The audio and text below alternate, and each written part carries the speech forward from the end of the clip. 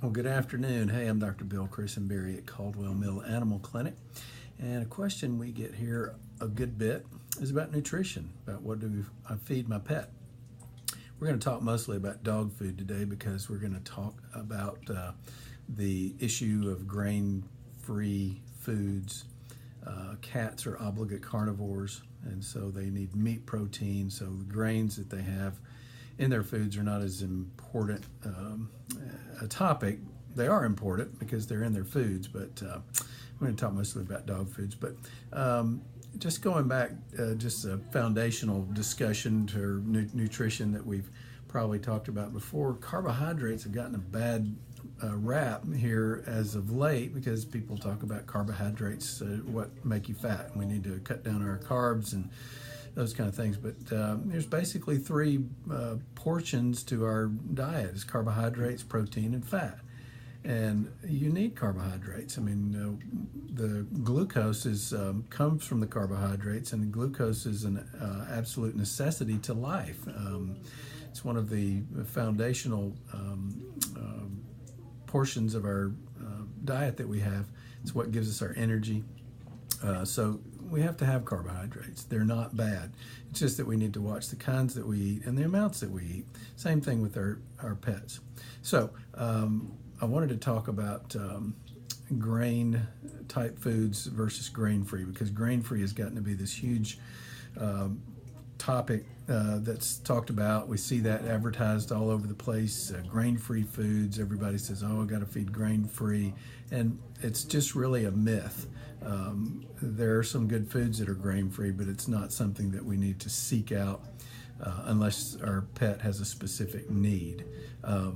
And the reason that grain-free has gotten to be a big thing is probably about 10 or 11 years ago, there was a situation where some wheat gluten got tainted that came from China. And so we had a big scare, and everybody was trying to run away from gluten, and had to make sure we got foods that were gluten-free. And that was sort of a reaction, and wheat gluten is not bad. And so that sort of transitioned in from gluten, because gluten comes from grain, and so grain-free became a big item. And so that's where it started. And also some of it is probably from marketing too, because it's been said that corn prices have gone up because we started using a lot more ethanol in our gasoline, and ethanol is made from corn. And so the corn prices went up, and so the marketers were looking for ways to move away from corn, and grain-free became a way to do that and tout that as a good thing to have in foods. And so a lot of it's marketing about grain-free foods. But what I'm talking about, grains are corn, wheat, barley. Those are good things. They're good nutritional items. Grain-free is potatoes, peas, sweet potatoes, some of your ancient grains that people talk about, lentils, peas.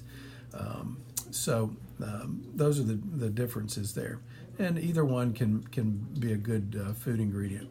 But here's the thing with the grains or grain-free. When a dog food or cat food's made into a kibble, which most of them are, those carbohydrates are extruded from the food item, from the grain or from the peas or from the potato. And once they have been extruded, they are almost identical because they have been refined to a point that are more digestible and are able to be put into the kibble. And so there's really not a whole lot of difference between those carbohydrate sources once they're extruded and put into the kibble. So it doesn't really make a whole lot of difference, the kind of food. Now, I will say this, there are some instances, and I have had some patients who their owners have said, "Hey, I switched my dog or my cat to a grain-free food, and their the skin allergies that they had got better." And that's certainly a possibility. It can happen because food allergies have to do normally with a specific food substance. And let's say if a dog or a cat is allergic to corn or wheat, and you switch them off of a food that has that has corn and wheat in it onto a food without it in there, then naturally their allergies are going to improve. So I won't say in all cases that grain-free is not worth the effort or the cost to switch to, but as a general rule, there's really no advantage to it. You say, what kind of food should I feed? Well, there are specific needs that pets have, but as a general rule, we sell Purina Foods and Royal Canin Foods here. We believe those are the best ones for a lot of different reasons. But what you want to do is look for a label on a food from AAFCO, AAFCO. That's the Association of American Feed Control Officials, AAFCO. And look for that label on a food, because that organization really scrutinizes food companies, make sure that their feed analysis is correct and the ingredients are what they say they are. And so when they've certified from AAFCO, you can count on it that it's going to be a good food. So look for that. And if you have any other questions, we would love to talk to you here at Caldwell Mill Animal Clinic about nutrition. So you give us a call, come by, and we would love to see you and talk with you. Thanks for your time. Thanks for listening, and we'll see you next time.